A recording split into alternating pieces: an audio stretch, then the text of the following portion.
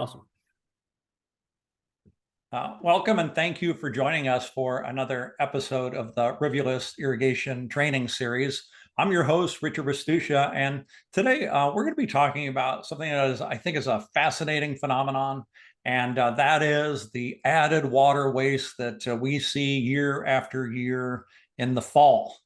And it's really interesting to me because oftentimes at ET Water, when we're doing an analysis on a landscape, we always do something called a return on investment opportunity or analysis, and we really take a look at when people use water on their properties, when the water use is appropriate, and when it's too much or way too much. And we have found over the years that it's very consistent that the biggest water waste time of year that this water waste is happening is in the fall.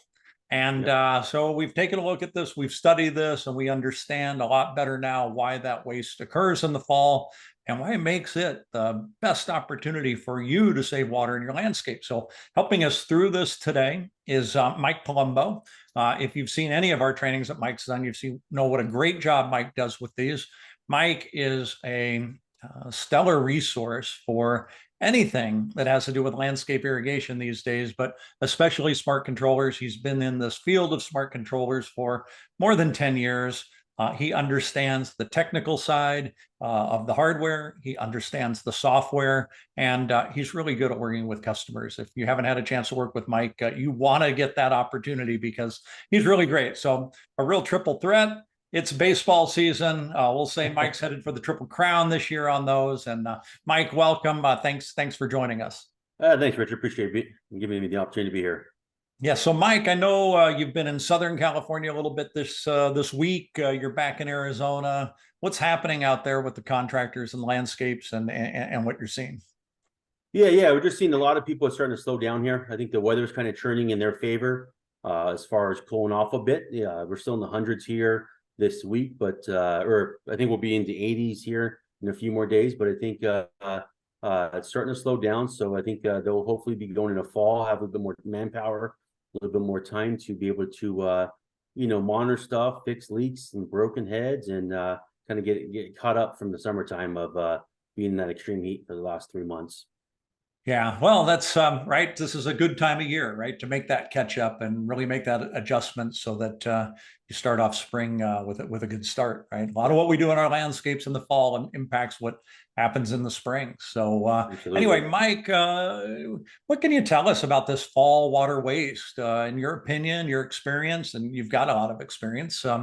Is this a valid thing that happens? Yeah, absolutely. And I think, I don't know what the actual percentage wise, Richard, that we talked about people having smart controllers. I think it was maybe less than 20 or 30% of all HOAs have smart controllers. So we do see quite a bit of waste going on, especially coming off the summer months.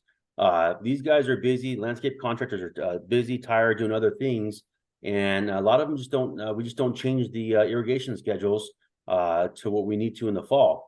And then when you're on fixed schedules or a standalone controller, if you're not making those changes on a daily basis, you're really given the opportunity to waste a lot of water. It's a big challenge that we're facing. Yeah, I know when I was in the contracting business, this was a big issue. People set their controllers July 1st like they're taught to water the hottest month of the year and then adjust it down. But you get to September and October, gosh, you start thinking, well, it's kind of a warm day. It's, the summer's lasting more, but there's a lot more that impacts ET or evapotranspiration than just how hot it is. And there's a lot of changes, and people just don't take that into account. Or they're thinking, well, I'm going to do some overseeding anyway, so I'll just, it'll enjoy some extra water. And I think both those things are, should be changed. Yep, absolutely. Yeah. So what do you have for us? What's kind of the first thing that you see? Yeah, we'll just go through a few slides here. First thing is just kind of the science behind it, kind of what's going on, why it's less need for irrigation during a certain time frame. First one is going to be reduce evaporation and transpiration. As the sun goes down, the days are not as long with the sun up with the heat. So our evapotranspiration or ET rates are going to be a lot lower. than they would be in the summer. Coming off, like we talked about before, when you're running your irrigation controllers on summer schedules, the opportunity for water savings right off the bat is going to be pretty significant once we get into the fall cooler months. So as the plants transpire, much less the sun goes down, shorter days and temperature decreasing, less water needs to be applied to the lawn and gardens there. So that's kind of the first part of it. Yeah, that's a great point, Mike. And you know where I saw this the most, right? So at Jain, we have a partner product called Jain Logic, and it works on soil moisture sensors, mainly for large growers. And I would look at those charts, and you could almost see that water uptake by plants after the sun went down almost goes to zero, right? And then that's when I started to realize that plants still transpire after sundown, but at a much reduced rate. And Yep. as a result, these days are getting shorter and shorter, right? I'm up early, and I notice still at 6, it's dark. It wasn't that many months ago that 5, it was very light out. Yep, absolutely. Next is less outdoor activity. With the arrival of cooler weather, people tend to stay less time outdoors. With fewer activities, they're not out there as much looking and monitoring the sites, monitoring the irrigation. So that plays a direct effect of adjusting schedules, seeing leaks, just everything that goes involved with that. So a lot less outdoor activity when it comes to that. Yeah, so true, right? Especially with the reduced hours, right? It's dark at 6. It's getting darker at 6:30. So we're just not out there as much to see the irrigation, especially when it's running. So yeah, great point about the fall. And again, it's a daylight situation. Yeah, absolutely. Plant growth, as we know, as the summer months, our plants are growing at a higher rate, but in the fall and autumn, our lawns experience a slower growth. This requires less water on the irrigation system, so we don't have to put down as much. But again, if we have our irrigation schedules watering to the summer months, or even just not even making daily adjustments, it's going to waste water. So knowing that that's going to happen, it's really important that we do be able to manage and adjust on a daily basis if all possible.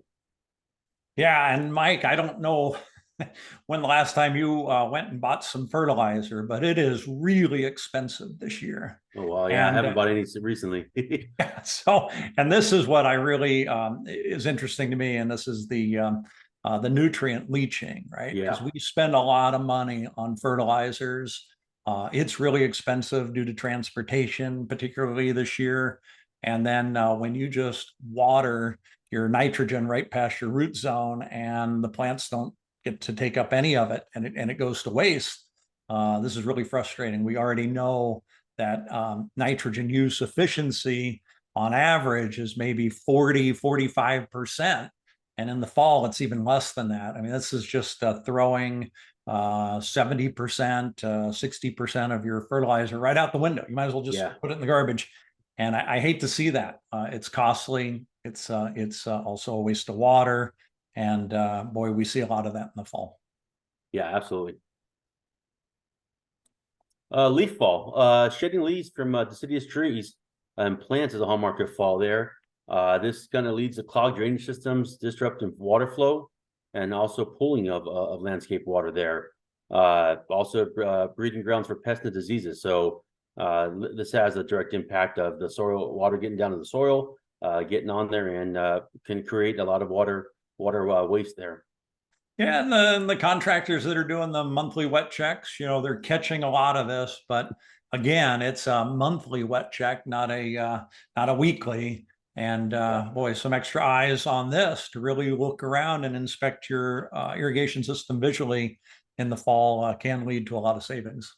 Yeah, absolutely. It's a must that they do that, at least like you said, on a monthly basis, if not more. And kind of just the majority of it is just going to be, like we mentioned before, is our water schedules. As we mentioned, it's unpredictable on the weather. Just last week we're in 100-degree weather. I think next week we're going to be in the 80s here in Arizona. So you have a 20-degree difference within about a week of each other, and this could happen over the next few months. So when you have that big of a gap, your ET values are going to be a little bit different there. So therefore, you may not need to irrigate as often. So if you can spread those days out and kind of get an extra day or two without having to irrigate, it makes a big difference when it comes to the water savings there. So having the different temperatures, having the different wind, all that goes into effect and will make a difference in our watering schedules.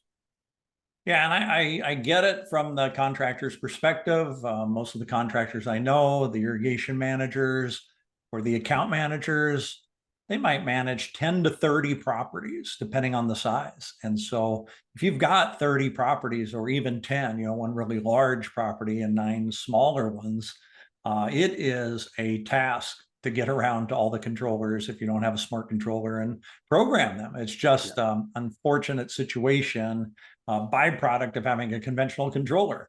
So you think about the waste of time or the time it takes for them to get to all the controllers. It's an incredible waste of what they could be doing with that time. And as a result, a lot of times it just doesn't get done. Yeah. And we have a lot of good water managers out there. It's they know their stuff, they know how to do all the calculations, but like you said, just the time to be able to get out to everything, it's unreasonable to expect them to get out to all their controllers and do that. Having a smart controller and having a scientific way to do it on a daily basis is much more efficient, takes it off their plate. And I think it's crucial that more HOAs, more commercials, more cities, more schools need to kind of make sure they have a smart controller to help out with this. And it really, if we all pitch in to save water, will make a huge difference. Yeah, and it's so true, Mike. We do have great contractors, great water managers who want to do a good job and conserve. They just don't have the right tools for all their jobs. And this is what I know you're trying to change. So you brought quite a few issues to light for why we waste so much in the fall and why it's different than other seasons. But I know you well, and I know you just don't bring problems without solutions. So do you have some solutions for us, Mike, on these issues? Yeah. We just want to take a look at a couple here, especially for our Jain Unity platform, kind of what we're doing. We talk about smart controllers, and with the Jain Unity platform, we want to truly trust the scientific weather data. Even with our platform, we still notice a lot of people on fixed schedules, but the scientific weather data that we provide is so darn accurate and makes it so much easier for a contractor to be able to put the right amount of water down for plant health. So we ask that comparing fixed schedule to full ET, we like everybody to go full ET if possible.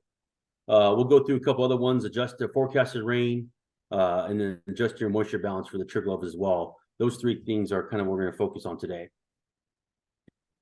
Yeah, and so true about the scientific schedule, because if your controller is programmed incorrectly to start with, and the controller is just adjusting based on the schedule you put in, then you're not going to get the full benefit. And a lot of smart controllers don't offer that scientific weather or that scientific irrigation schedule for the user. So I think that's so smart, Mike, that you encourage people to use that. Yeah. And another point I want to make too is on my first bullet point there is goals should be to put the right amount down on irrigation for plant health. Without having correct data, it's going to be very hard to do that.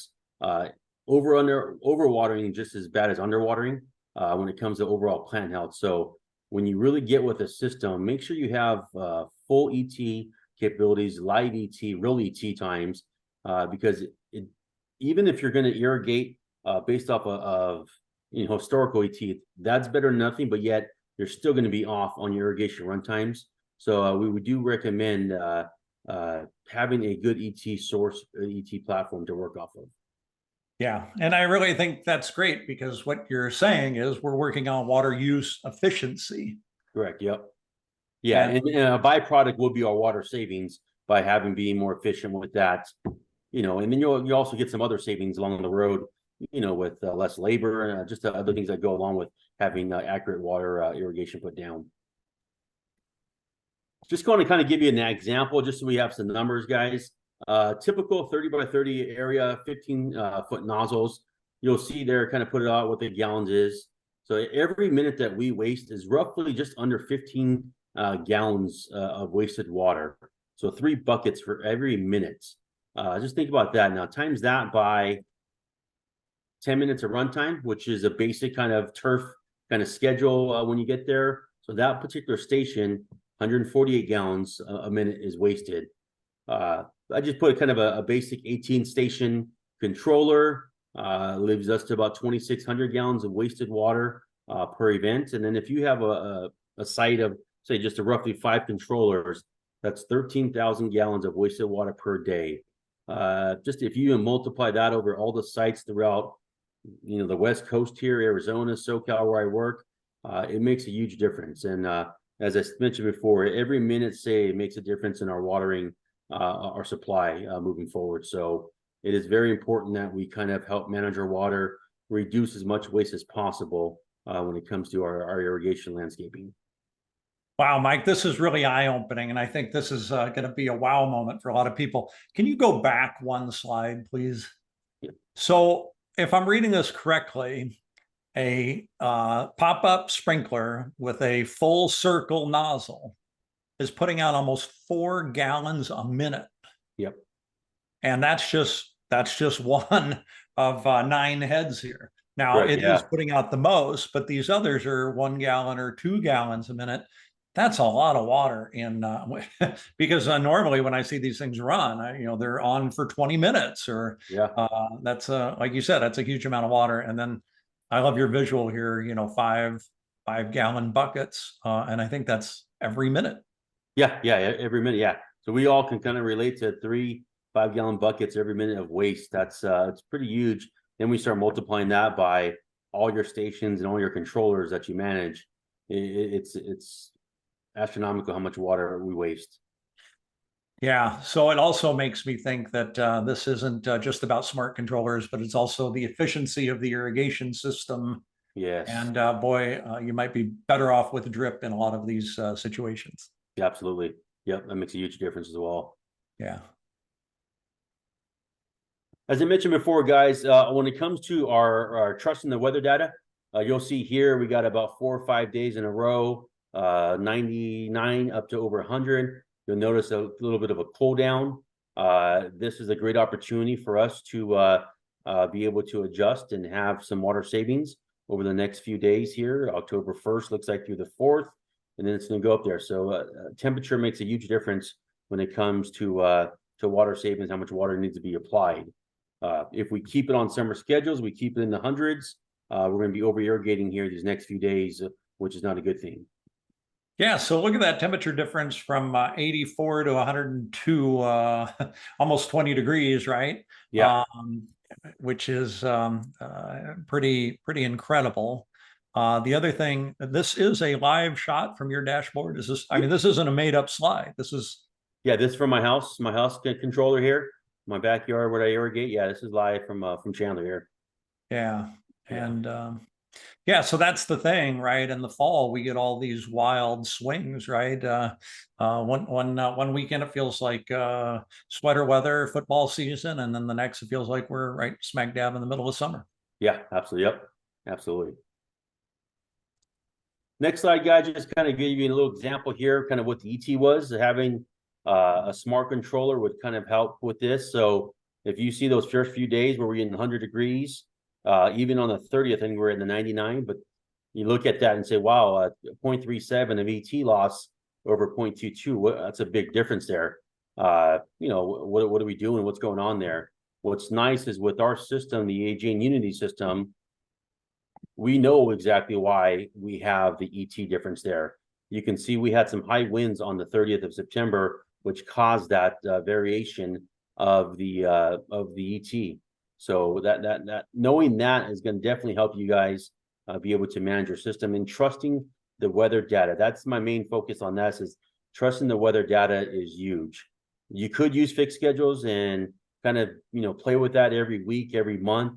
This is playing with it every single day, every single hour. We are tracking weather, and it's a huge opportunity to one, put the right amount of water down for your plant health, and two, to save water with this. Yeah. So, Mike, in your opinion, how does this hourly recording of ET using that hourly into the irrigation schedules compared to somebody who's using historical ET? Yeah, hourly is going to be a lot more accurate. So we're reporting back what the ET is on an hourly basis to our system. So when you take that hourly irrigation, you average it out over the 24 hours a day, it's going to be a lot more accurate than using historical weather data. Historical weather data for this today could be 105 here in Arizona, but it could be 80 degrees a day. So it's good. It's better than nothing, but still you want to have live ET and be able to have a good ET reference when it comes to irrigation schedules. Yeah, interesting. So if it's cloudy today, right, ET would be lower. Do you get does that factor into historical? No, no, you No. wouldn't know. Yeah. Nope. Okay. Or windier Yep. or more humid. These things don't factor in, right? Yeah, yeah. So that's why, there's a lot of systems out there that use historical, which, like I said, it's better than nothing. But having a system that's live gives you a true taste of what's going on outside today. Yeah, the other thing I always think about too is it feels like right now there's nothing normal about our weather today that I could say, well, it's going to be October 4th. It's going to be very similar to October 4th, 20 years ago. Yeah. It's just not happening. Yep. Exactly. Yeah. Yeah. You never know. It changes. Next item, guys, is if you're using the Jain Unity system, is forecasted rain. A lot of times we use what a lot of people call the mini click as a safe haven for that. So that only turns off the irrigation when when we actually get rain. It will shut down the system. With Jain Unity, guys, we like to dry out the soil beforehand. So what we say is, why wait for the rain event to shut down the system? Let's shut it down 2-3 days in advance. Our goal is to dry out that soil so we can capture as much free rainwater as we can.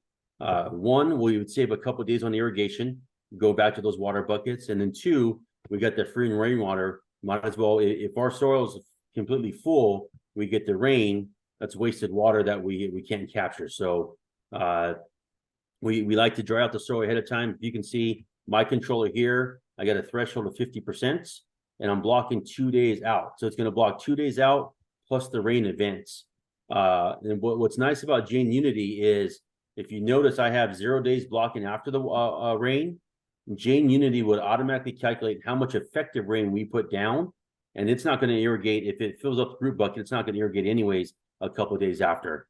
However, if we don't get as much rain as we thought we are going to get, Jain Unity will automatically calculate that and irrigate as needed. So having forecasted rain, one, saves you money ahead of time as well, and allows us to capture as much free rainwater as we can. Yeah, so important, especially on the free part. I just learned this week water rates are going up in San Diego, where I live, another 20%. Yeah. So it's getting expensive. So I'll take all the free water I can right now. Yeah, absolutely. I'm waiting for Arizona to start increasing their rates here. It's been fairly low compared to California, but I'm assuming that's probably going to be happening here soon, if not already. The third and last one that we have is adjusting your moisture balance. So a lot of you guys will adjust this up in the summertime, so it's going to water more often. We want to promote some deeper root depths, which will give us longer irrigation, or more time in between irrigation events. We're going to promote deeper root depths there. So you'll see there, you'll want to kind of lower that trigger level is in your system. So I would recommend going into your trigger level, going into your moisture balance tab, lowering your trigger level. That way we can promote that deeper root depth, and then also irrigate less frequent as needed in the fall, winter time. Yeah, great point. Setting up that landscape to be in really good shape for the winter months, where in a lot of the areas we're going to pare it back to nothing, or very little. So this really helps the plant's stability as well. Yeah, absolutely. And then just some overall best practices, guys, just for water conservation. This might be kind of a repeat for a lot of people, but just in case here, now's a good time to check your broken pipes your system for broken pipes, leaks, and verify that your nozzles match. You don't know how often we see that, where we have mixed nozzles, the wrong ones, just over irrigating for no reason whatsoever, just because they put the wrong thing in. So as time gets a little bit slower, the heat months are kind of past us, that's a good time to do a system check throughout your system and check for all that stuff.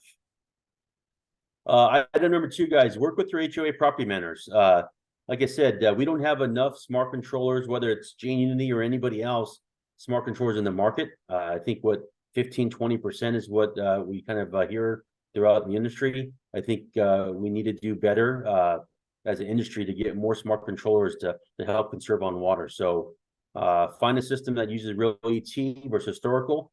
Every minute matters. And then also tap into some of those rebate dollars to help offset some of the cost. So I think that's a huge thing that we can take advantage of moving forward. Number 3, guys, is install flow sensor master valves. Using a smart controller and with ET is half the battle. The other half is being able to react to broken pipes, leaks, missing heads. When we're not there on site, this kind of gives us some eyes and ears out in the field there. So if you get a chance to install flow sensor master valve, kind of really put that second piece of that puzzle for water conservation together for us. It really does take water savings to the next level when you add that in with smart irrigation controllers adjusting on real-time ET. And number 4 thing to do is help retain moisture is to mulching. This will help retain moisture, releases nutrients back in the soil, and then ultimately, kind of saves you money as well. So those are the 4 kind of things that we can kind of do in this off season. Now that the weather's kind of cooling down a little bit to kind of get us ready for the fall and then also for next spring, next summer. Yeah, and there's a big push in the landfills these days, Mike, to supply mulch products as well and compost to residents for no charge. Oh, wow. You just need to transport it, but it's available to you, and it does make a big difference in your water use, and your plants love it. Yeah, absolutely. And that's all I had for today, Richard. So I appreciate everybody. There's my contact information, guys. Any questions, concerns, feel free to reach out to us. Love to work with you guys. Yeah, that's about it on my end. Yeah, I love the way you said that's all I had today. You actually had a lot. And it was a lot of good information, Mike. And a lot of it comes from some really solid experience on your behalf. So thank you for being generous and sharing that with all of us today. We really appreciate it. And gosh, to have Mike's number, phone number, and email address, I really want to encourage all of you to use it because I know how good he is and how helpful he wants to be. And you can take advantage of that. I want to thank all of you for watching again today. We really appreciate a little bit of your day, especially when time in the day is tight. And please remember, you can watch any of our over 300 trainings that are all free. You can watch those anytime right now that you want at janesusa.com/trainings. So enjoy that. Mike, have a nice rest of the week. I want to remind everybody next week we're going to be back on Wednesday, and we've got a product with Mana now that is satellite imaging for large growers or even large landscapes. So we're going to do a product demonstration and then let you know where you can do get a free subscription for a limited time. So should be a good one. Again, thanks everybody. Have a nice week, and we'll see you next week. Bye, Mike. Richard. Thanks again. Thank you.